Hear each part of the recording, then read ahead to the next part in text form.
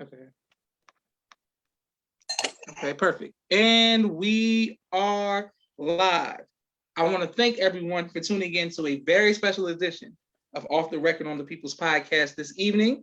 We have an incredible guest with us, one who's going to give us some amazing information as well as inspiration, and that is none other than Malika Ubaka, aka Queen of the Bay.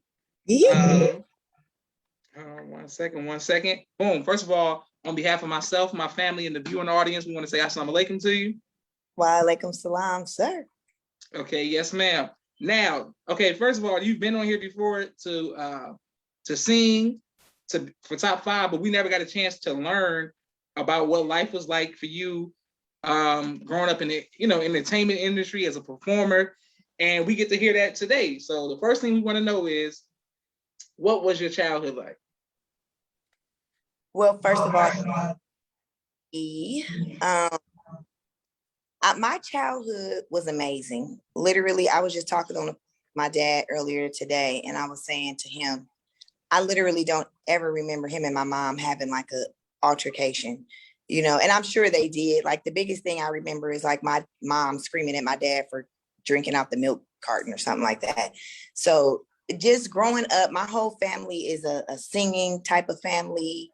We every day was like karaoke in the house, Soul Train family. Our family was never really into like sports and stuff. So either we was singing or listening to the minister. I grew up listening to, all the minister, Brother Khaled, just everything. Debates. We always used to have big debates. Like anytime you come over, be ready to get into some type of deep conversation. All the while, my dad and my uncle and my uncle's wife, my auntie, was always singing. So it was always rehearsal mixed in. So I come from a very musical family. My mom was the lead singer, like in a reggae band. She was an African dancer. She did acting. So I just grew up doing all of that, watching them do all of that. My mom was always doing plays. We used to know all the lines to her plays. I just grew up in a really artistic household, very self-expressive, very critical of us learning our knowledge of self. I went to MUI, I went to Pan-African school. So growing up was just, I went to MUI in Oakland way back in the day. We like original MUIers. So that was my upbringing, just that whole fun family, everyday singing experience. Every day was like the family cookout. Not every single day, but pretty much that's how our family rolled. It was always a family affair. At any given moment, it'd be 10 people in the house talking about current events, singing or something. And that was pretty much how I grew up. And my parents always had us involved in stuff. I felt like at the time growing up that my parents was hella strict. I couldn't do, like, everything was in the household. So we wasn't really like spending the night out or doing this or that, because we always had cousins and just having fun. But my mom was really strict. My dad was just rolling with whatever she said. Okay. Great. And who are your parents? Can you give us their names, please? Oh, man. Brother Onuzi Ubaka, top soldier, FOI. My mom is Adene. My parents actually, Adene Ubaka. My mom actually, an African priest came way back in the day. My parents was always listening to the minister and all of that since I was born. And they decided, I was the firstborn grandchild and child, that they didn't want to carry slave names way back in the day. And the last name Ubaka was actually given to our family by African priests. And it means supreme wisdom, wealth, and knowledge. My dad, my aunt, all of my aunties and uncles, all of them changed their name from slave names to traditional African names or Arabic names. And every single grandchild that was born into the family is born with an original name. So yeah, we have a lot of Ubakas, as you can see, because you troll all of us.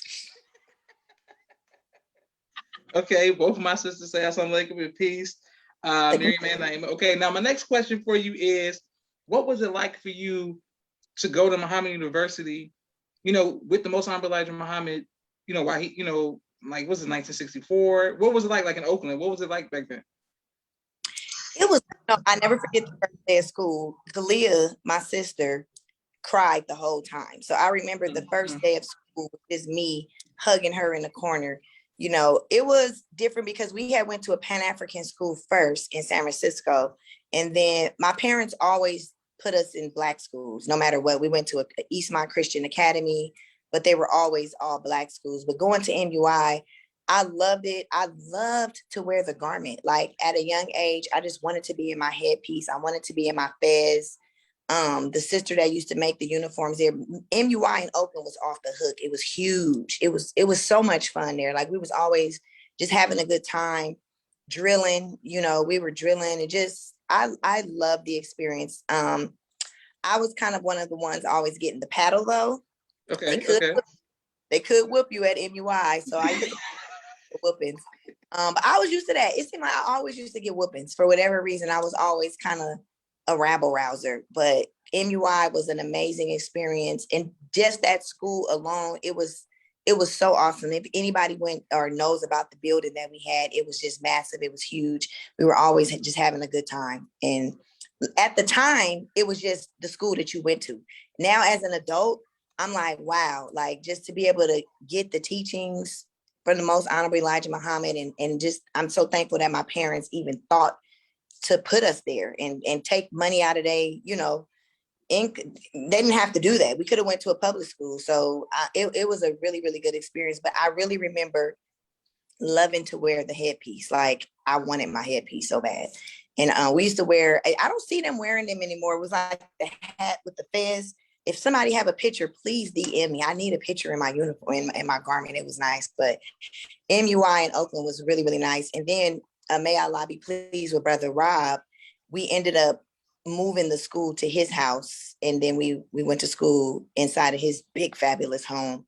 And it was an honor for Minister Farrakhan to come and actually visit us at the house.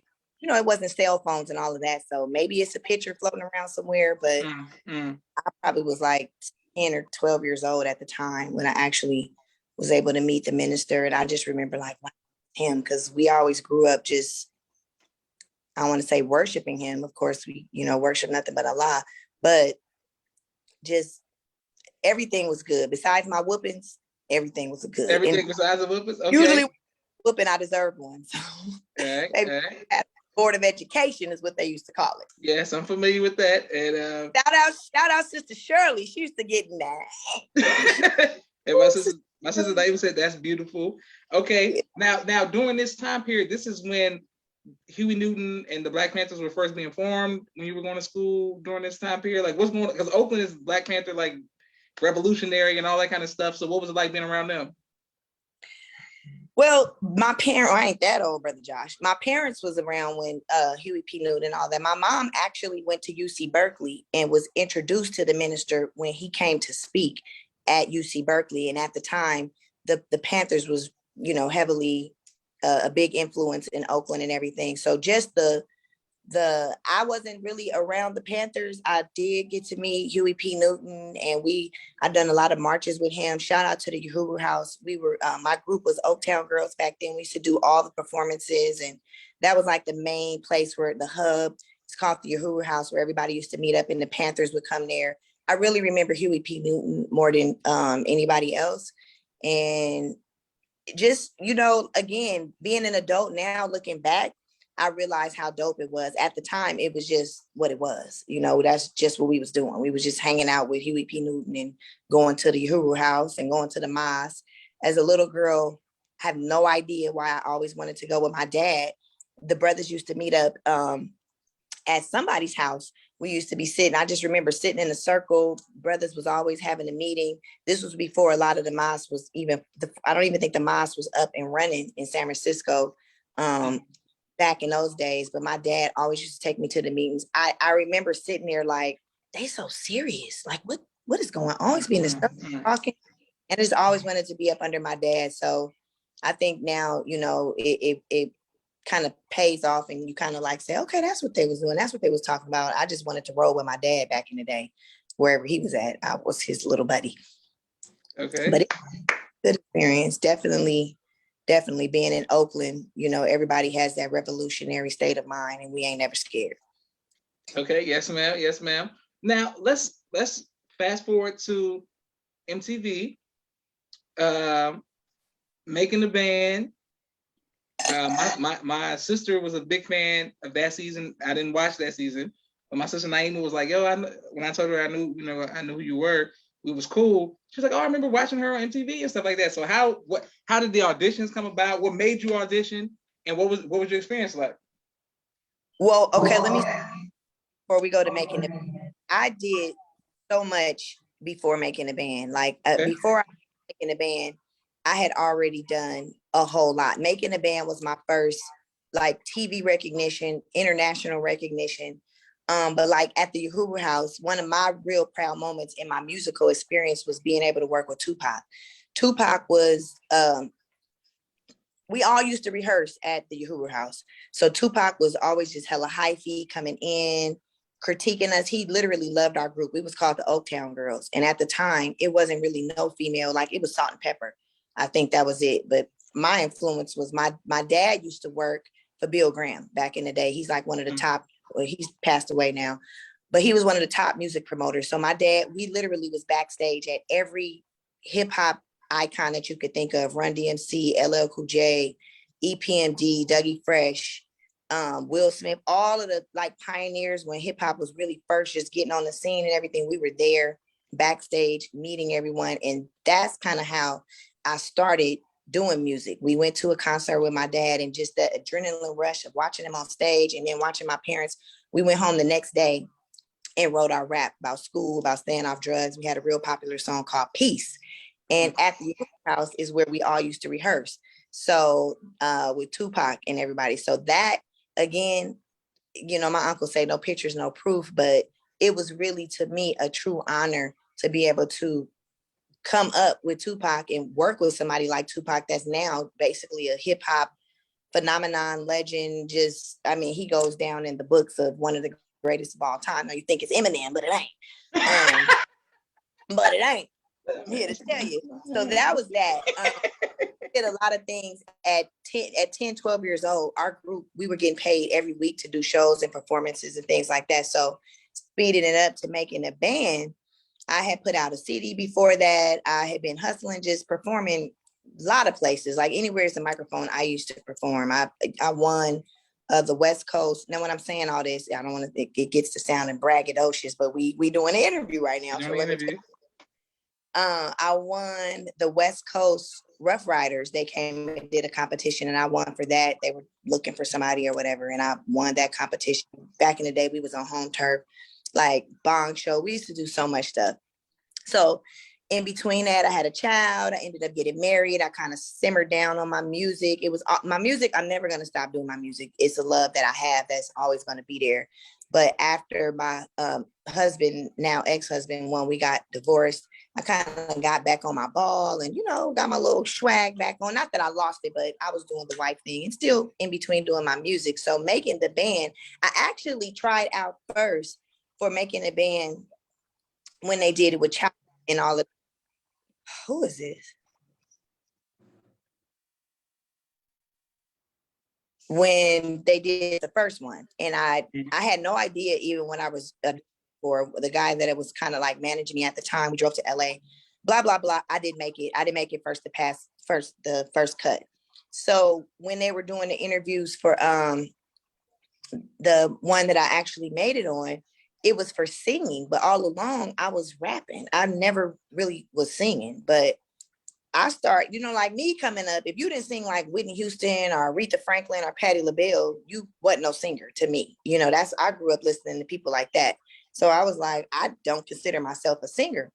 But when I seen the what he was looking for, I was like, let me clear my throat. And I went on ahead and auditioned for it. I drove to LA, and they had like a list of songs for you to choose from. And I'm working on a project now where I'm gonna really be telling my story, but they had a list of songs, and me, true to Oakland form, baby, I chose, I think you better call Tyrone. And I thought I did it. I had on my little jeans, my little wife beater. I'm like, I killed it. And they didn't call me back at all. And so fortunately for me, in the world of auditioning, and you know, being an actor and doing your plays and stuff, you usually don't get to watch people audition. Either it's usually behind closed doors or something like that. So I decided to sit there. I'm like, why ain't pick me? Excuse me. And I watched and everybody that was getting chosen was like singing like Gwen Stefani or, more like pop Shakira and things like that. So I went back to the hotel that night. I scraped up my little money to get to LA. And I kind of got a little more, and this is what I would say to artists: study what it is that you're doing. Just don't pop up. I was kind of random, didn't really do the research. But once I did the research, I found out that Diddy was looking for a pop group. And more like a Spice Girl type of thing. And anybody see me, I switch up my hair. I could do whatever. I'm pretty versatile with my style. So I think. So the next audition was like 3 days later in Miami. Now, mind you, at the time I wasn't big balling like that. And to fly to Miami was probably about $700 round trip. It wasn't those coronavirus prices we have now. And I was like, man, how am I gonna get to Miami? Because I know I could do it. And shout out to one of my loved ones. His name is Jahari Pinnell. He paid for everything. He believed in me a lot. And it's always good to have somebody in your corner that really, really believes in you. He paid for everything. He was like, man, you're going to do it. He really pumped me up. He was really, to this day, a real true friend that just always believed in me. We get to the airport. Try to make a long story short. We get to the airport. We missed the flight.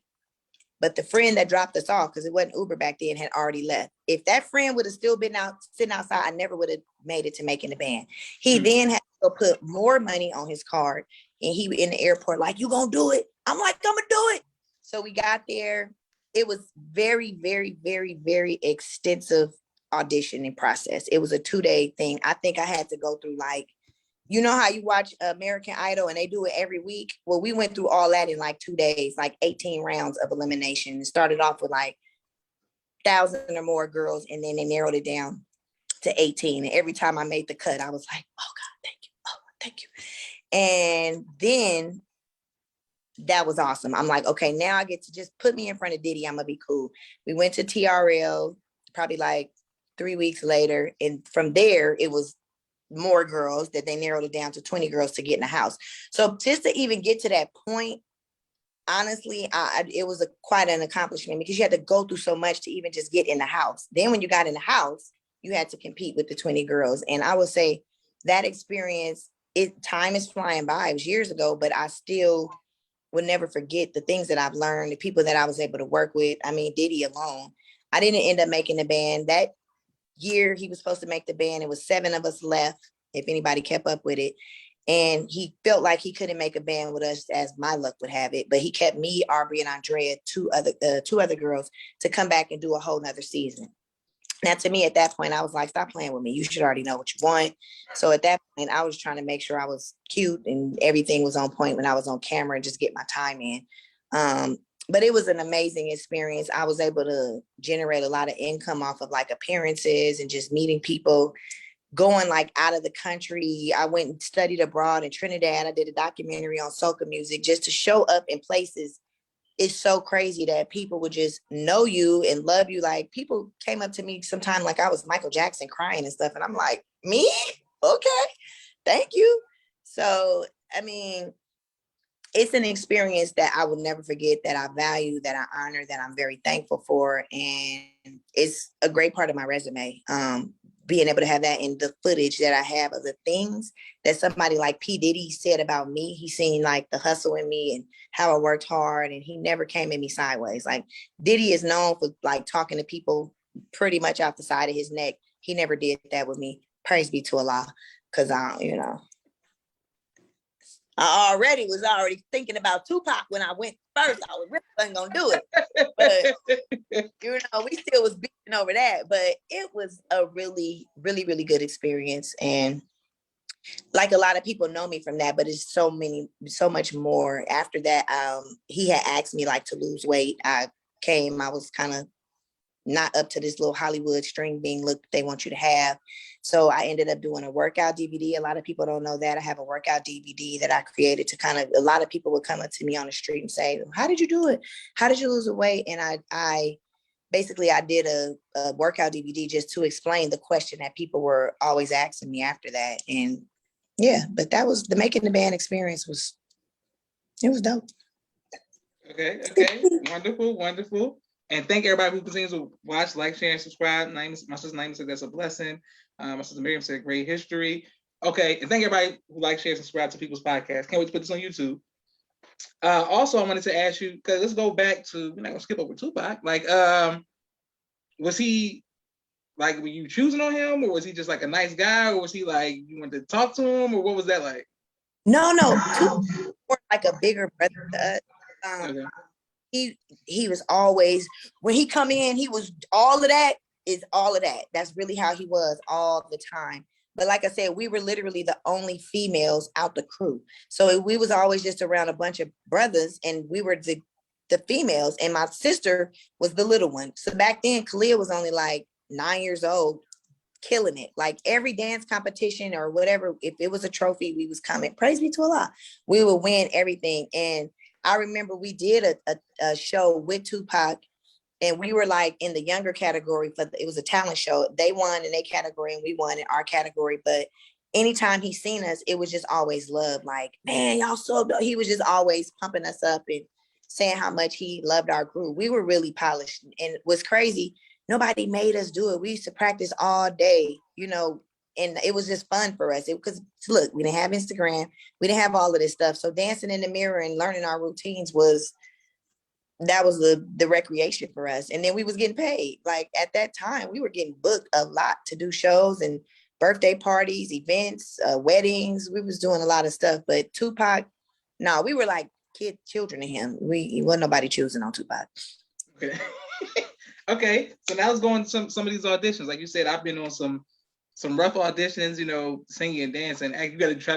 Are you a triple threat, or you just two? Are you one? What were some of the things that you did doing that was so hard as far as the making the band? What was some of the auditions, stuff that made y'all go through?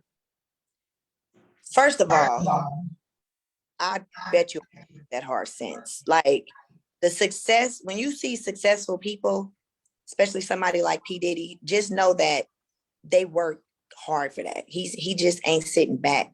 Like my days, I didn't realize all that you could fit into one day. Mm-hmm. Okay, so a typical day, first of all, we had to wake up every day at 4 a.m. and go run the reservoir, rain, sleet, or snow. That was number one. So your day pretty much started at 4 a.m. You were up running. Then you had to, say, so our typical day, we might learn a whole dance routine, a whole song, make up a new routine, go to vocal rehearsal, rehearse some more, practice some more. It was just all day. It was just so much to do. And I never forget, my friend invited me to go like to Jamaica for 4 days. And I'm like, 4 days? Do you know how much I could do in 4 days? Like the utilization of the time that P. Diddy made us put into what you can do in a day, I guarantee you the average person is not using their time to the fullest benefit to be as successful as you think you want to be. I'm not, even right now. Like this man, work ethic is off the Richter. No, for real. He would come in, pop up sometime 2 a.m. Y'all sleep? You sleep?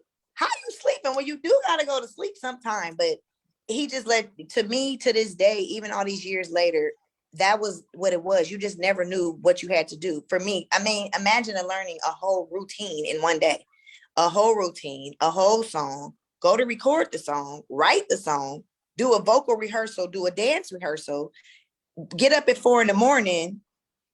You doing a whole lot in one day. And then tomorrow you better be perfect when you perform it, because he gonna cut you if you're not. That was kind of one of the things that was crazy, is you just never know when you was gonna get cut. You're living day to day on a reality show being filmed every second of your life, and you have no idea if today is your last day, if today is your last moment. You never know what the challenge is. Like the day that I actually got put off, he said to us to run. He just popped up in the house. Whatever you had on is what you was running in. I mean, of course, you need to at least put on some pants, but he literally gave us like 5 minutes to get downstairs. And he said, don't nobody stop running. So in my mind, whoever stopped gonna get cut. So I didn't stop running. And I know I haven't ran like that since that day. And I'm running in Central Park or wherever it was. I was asking people for water that I didn't even know. Like, give me that water. And he driving around on his bike, yelling on the bullhorn. But the level of push, it was a push beyond my limits. Like if it's just you, and that's why it's good to like have a workout partner or somebody that can encourage you or motivate. Because if it was just me, I think about it sometimes like I would have just went to sleep on some of these days. But no, it's like 15 more things to do before you go to sleep. So that was a challenge in me. I dance good, but I take a little longer to catch it. Now, once I catch that thing, I got it, but I didn't catch on to like, if you see cheerleaders, sometimes they gotta, I didn't catch on to steps as fast as some of the other girls. So I had to practice a little harder to get it. Well, once I got it, it was good. And one of the most challenging days, he came and he was just switching us out. Okay, you, dance. Okay, you, dance. You, okay, bye. He was just looking at girl. Okay, thank you. All right. Anybody that's seen Making the Band, they probably know this day. That was the most challenging day because you dancing your heart out and he's walking around you in a circle talking mess and saying, all right. And he had dropped like 7 girls on that one dance routine. So just the anxiety of not knowing what's going to happen next. It's just like walking down the street with your eyes closed. You don't know. You just try to do your best. But it was fun though. Like I wouldn't trade it in for the world. And I got to live in an amazing area and the house was fabulous. And working with Lorianne Gibson, she choreographs moves for all the celebrities. And Doc Holliday is a vocal coach. Johnny Wright, who managed Janet Jackson, Britney Spears. Like I can say that I've had an opportunity to work with those people and they respected me, so I ain't mad. But that was the challenge, just every day not knowing, and the level of hard work that you had to put in went from 0 to 1,000 in one day, period. Girls was going up, passing out. And I come from a workout family. So my parents work out and everything. A lot of them girls wasn't used to working out like that. We used to have to run on a treadmill and sing happy birthday. And the whole time he's screaming in your ear, like, how you think Beyonce shutting down a show, singing, dancing, she ain't running out of breath, sing. And you got to run on the treadmill and you got to run and sing on the treadmill, period. And we were just like, weak. The girls was just passing out, and I was the oldest one. I'm like, these young girls ain't gonna get to me. Grandma was ready. This gator, but yeah. Nobody's judging you, Auntie. My God. You always calling me Granny. Yeah. Okay. Good. All right. So one more question. Well, no, I have a few more questions, but hold on. Here we go. There it is. All right. Yes, but listen, my question I want to ask you is, so being in the industry, what I see all the time on blogs is people who meet their love, like their soulmates or their love interests in the industry that they work in, right? So celebrities, dating, and things of that nature. When you were on the show, did I introduce you to any celebrities or people that you wanted to start dating? No. Listen, no. We was working, bro. Period. My little work that I was dealing with at that time, the guy that I was in a relationship in, I truly understood when you hear a celebrity say, I don't have time to date. I don't have time for a love life. That's real facts. He came to visit me and I remember falling to sleep at the dinner table. By the time you get any free time, you just want to not do nothing. And that's how hard we was working. So there was literally no free time. And if you had free time, everybody was just trying to go to sleep. At that point, go to sleep. So we never we get to that point at all because it was work. It was really it was fun because I was enjoying what I was doing, but there was no like fun time. I think we went out to a party once and had a good time. And it was almost like I could have had a V8 because my friend, he came, I fell asleep at the table. We couldn't spend the night out from the on the reality show. We could not stay out. You had to come back. And I didn't meet anybody at all. So you never dated celebrities and stuff, being in the industry? Well, I ain't say that.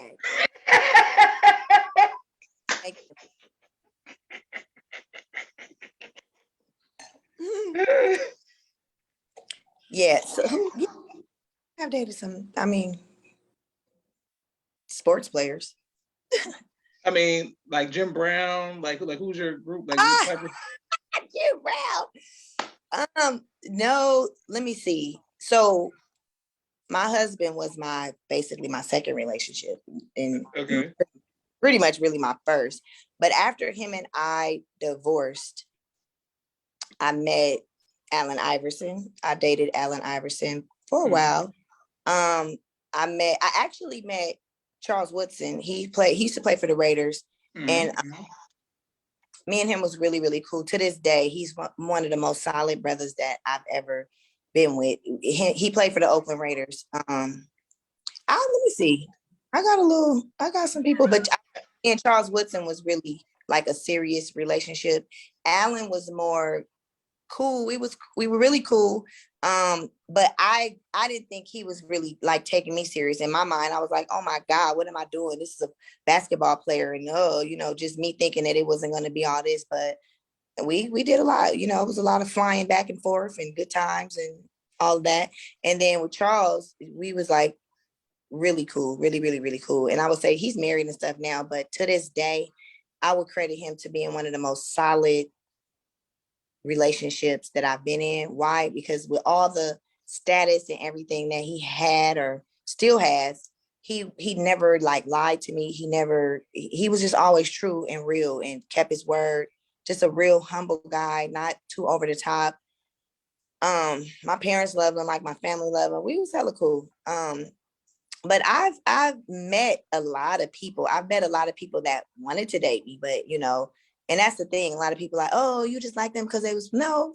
Shaquille O'Neal tried. I mean, I don't want to start naming too many people, but I've been in the circle and in the world and met a lot of people that I basically didn't take them up on their offer. Yeah, Okay. and a little Hollywood shuffle. It's a lot of fakeism, you know what I mean? Like one thing about meeting the sports guys is they kind of still real. They still got their hood ways and they not all caught up in this Hollywood thing. Like making a band, meeting some of those people, it got to be too fake, too, body shaming. And it just got to be like, you go out and you feel like you're in a sunken place. That's how I felt. Like it was too much fakeism for me. And I honestly think I ended up doing, back when I was more in my Negro ways, I did King Magazine. I don't know if y'all remember King Magazine from back in the day, but I did an interview there and they was asking me what kind of guy do I like?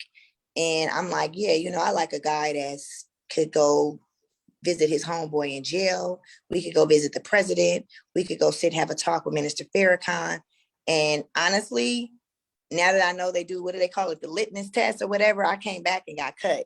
Like, oh no, we ain't have her. She talking about Farrakhan. So I'm in King Magazine,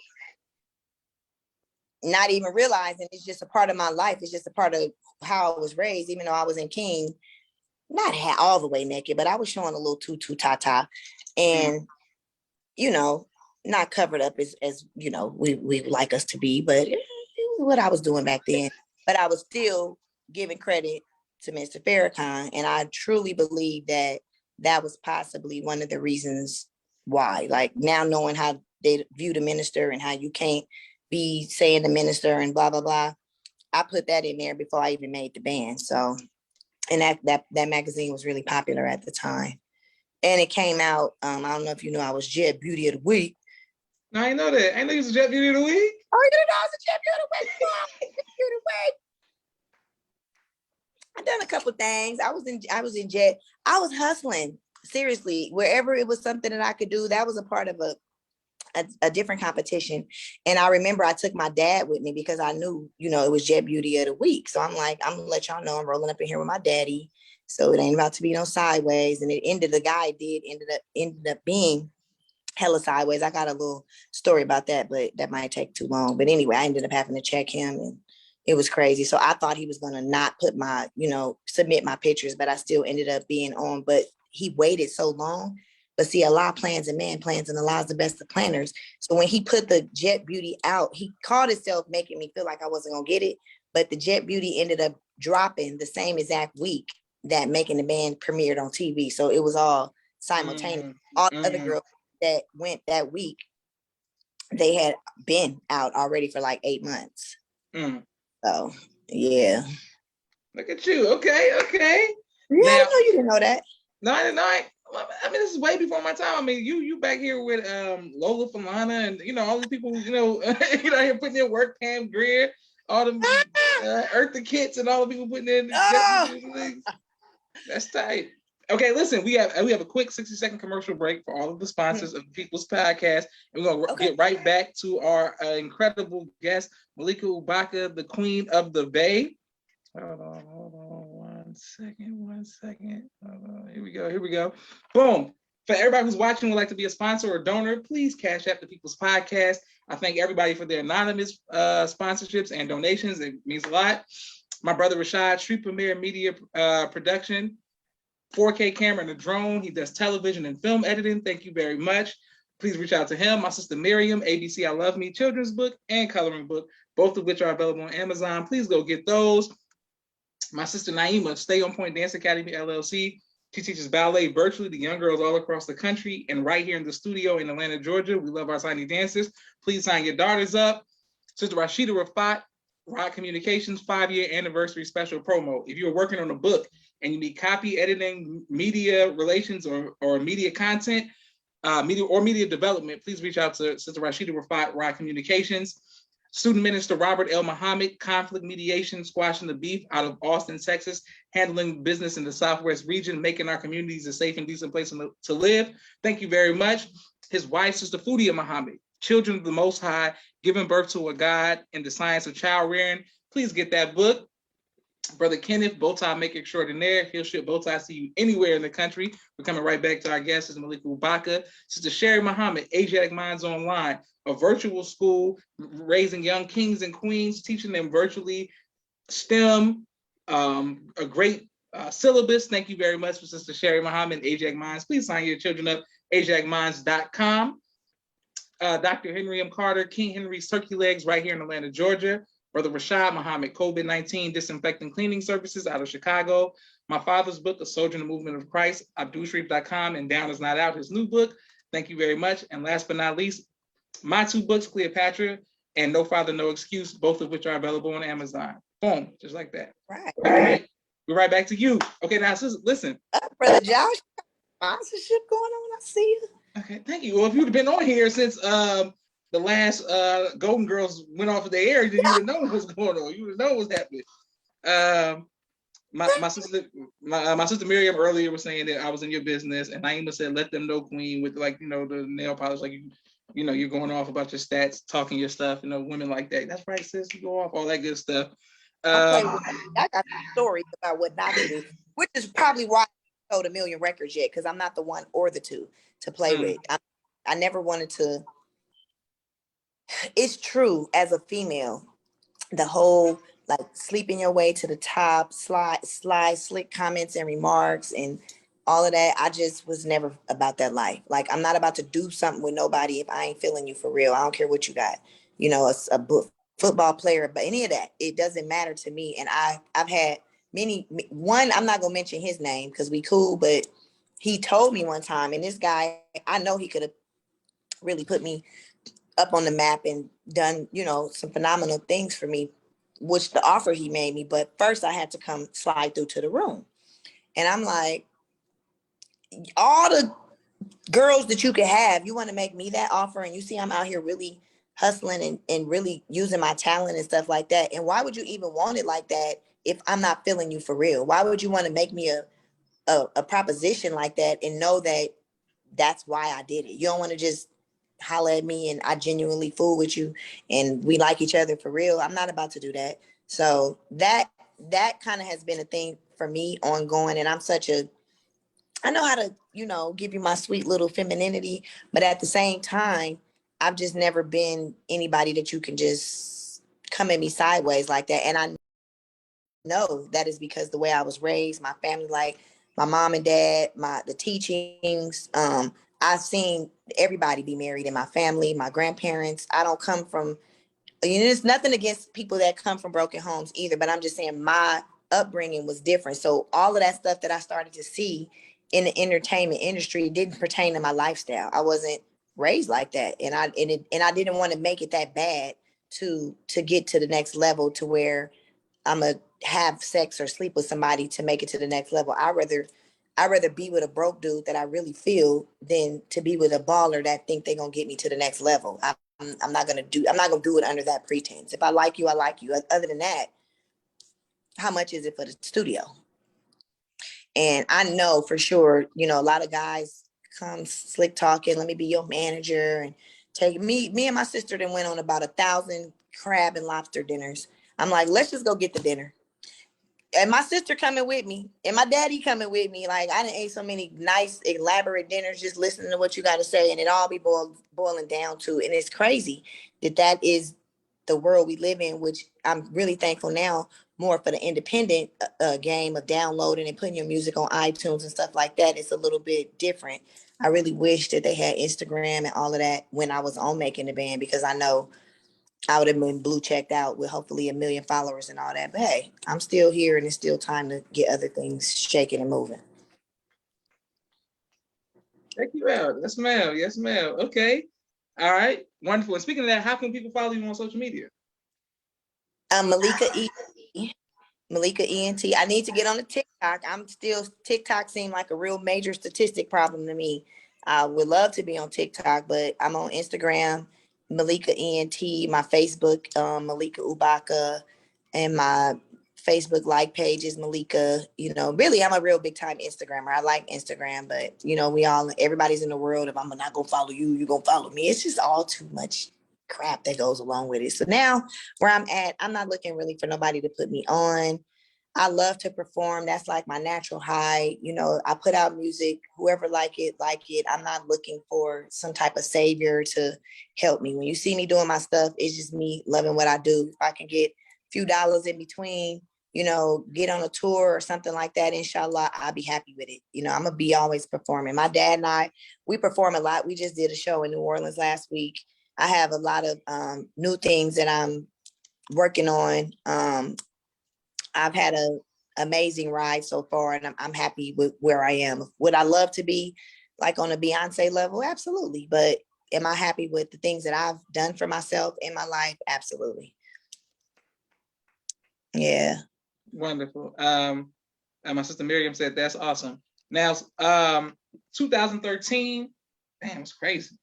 Man, I think I know you since 2013. We've been cool, and everybody want to know. The streets been talking like, man, when we gonna collaborate? When we gonna do a movie, a play, a music video, something? What's gonna happen? When we gonna do something? We gotta do something creative together. What's the hold up? Nothing. You know, I'm ready. Whenever you're ready, I'm good. It's like we kind of be missing each other, but you know, I support everything that you do, like your plays and everything like that. You know, next time you're doing something, I would love to be a part of it. I would love to, whatever you involved in, I support it, and I would definitely be a part of whatever you invited me to be. You might, you know, if you pick me, I might not make the pot. I mean, once again, Josh go hard. I got something I'm working on, and you know, one thing I know, we always need every Black family has a grandmother that keeps the family together, big mama, you know, so we always got something for you to do now. You ain't never got to worry about that. You got a part, man. Yeah, you got a part.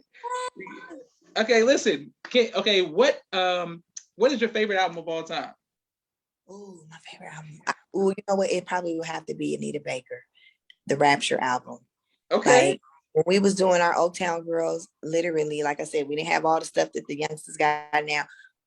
Our fun day was taking turns singing her songs. Took it serious. So when it was my turn, my sister and my old best friend Cicely, we would sit there and sing the song. And if anybody interrupted, we had to start all the way over. So we used to take turns singing Anita Baker, the Rapture album. Kalia used to do Iced Tea Colors. We used to dress up with the bandanas. Like, our fun was dressing up and singing other people's music. I really love Mary J. Blige. That's my girl. You know, what's her main album? What's the 411? I love that album. Love Brandy, but I would have to say my favorite album of all time would probably have to be Rapture by Anita Baker. Like, that album is my jam. Listen, today I did an interview earlier, and the dude said MF Doom. That was the first actually rapper, but that's the first time I heard that, and it's the first time I heard Anita Baker was somebody's favorite album. My sister Naeem was clapping because she loves Anita Baker. But yeah, Okay, cool. Yes, ma'am. Okay, I have a question. Will you ever write a book about your personal life? Well, who knows? You know what? When I went to Africa, I went and I spoke with a sheikh because a lot of things, I'm the type of person, I get a hold of some information, I find out a hookup, I'm called, hey Josh, let me tell you about this hookup.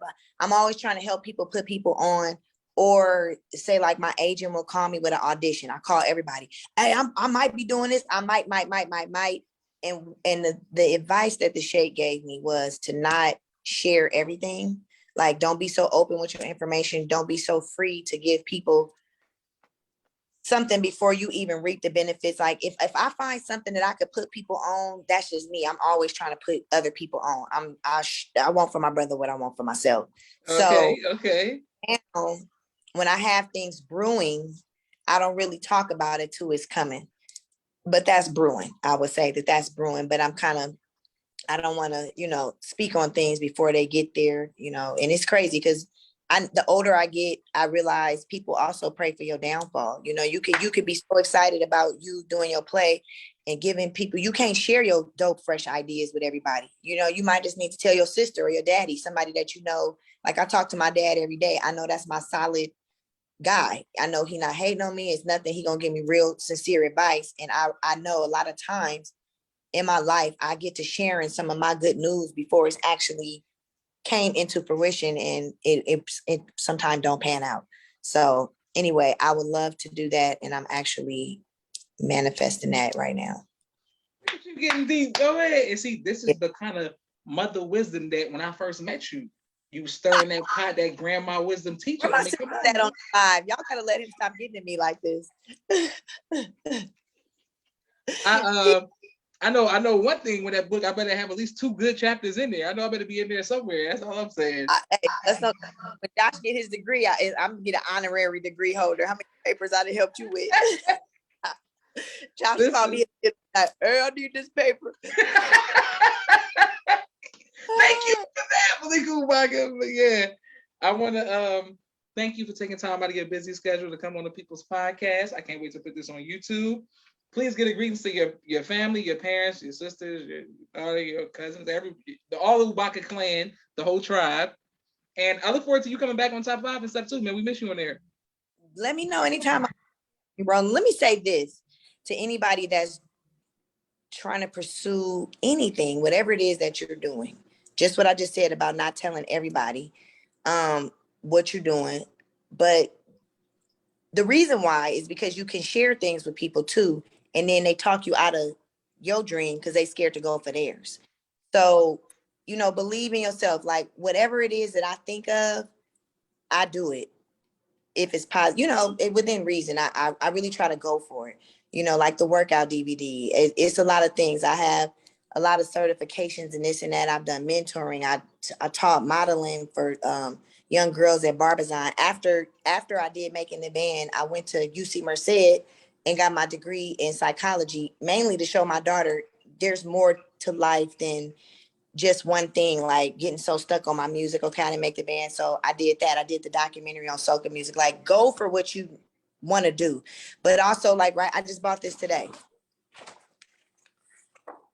As soon as we hang up, I'm gonna write out all the things that I plan on having done by December 1st. Write out what it is that you want to do for yourself. Put it on the wall, big and bold, and knock out your goals that you say you want to go for. A lot of times, I don't know if y'all ever seen that meme where it's a horse with a string on his neck attached to like a plastic chair, and he's sitting there thinking he can't go when really it's you that's holding your own self back.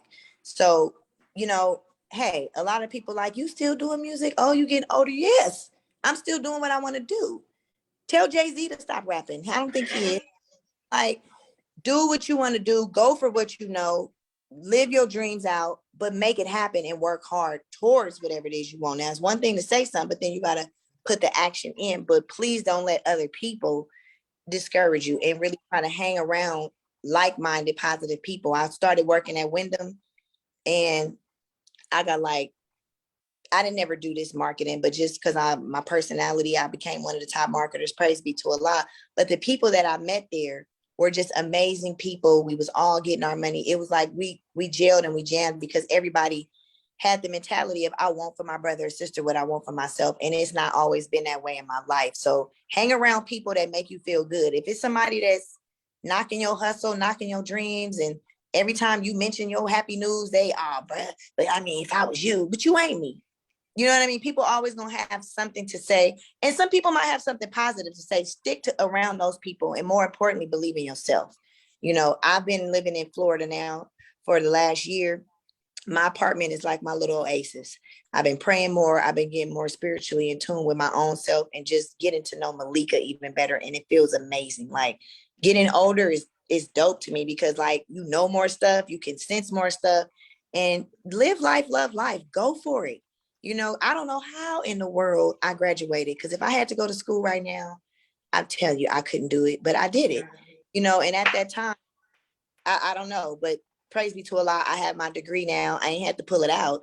I got $50,000 worth of debt, but still, it's an accomplishment that I went for. And I just want people to know, go for what you know, do what it is you do, and don't doubt yourself. You know what I mean? Even if you try and you make a mistake, it's better than not trying at all.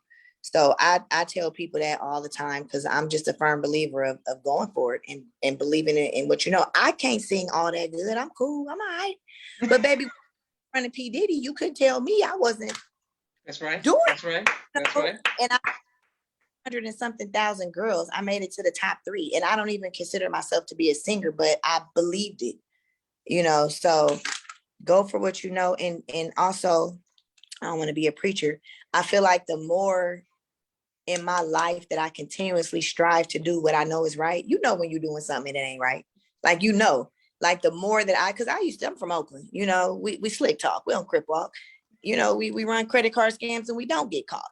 Mm-hmm. When you get to all of that kind of stuff, it don't bring no blessing on your life. I found that when I just went on and just tried to do the right thing, every time I got that hookup card for Macy's, I lost it. All the clothes got bleached. It just never worked out for me. And the more that I started doing the right thing, the more my blessings came and flowed for me. So that's my little word. You know, y'all look out for me. I'm actually listening to some of these songs that I did before. Inshallah, I'm gonna be recording some more videos. I'm out here now doing the timeshare marketing on the beach. It's just been a blessing. And my hashtag is live life, love life. Have a ball. Because guess what?